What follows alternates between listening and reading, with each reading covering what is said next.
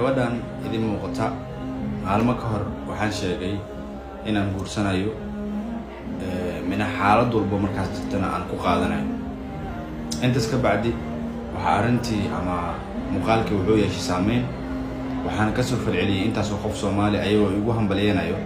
arinta dhiiranaanta iyo geesnimada leh ee aan ku dhaqaaqay intaas wixii ka dambeeyay waxaan joogaa hadda magaalada Muqdisho waxaan imaaday maalin ka hor ama shalay aan imaaday muuqaalkan xilliga hadda uu soo gaaray maalintii ka horeysan imaaday qorshooyinka ugu weyn ee magaalada Muqdisho aan u imaaday waxa koow ka ahaa gabadha halkan idinkiga muuqatay walaashiina oo yani dhibaato aad u badan ka tabanaysay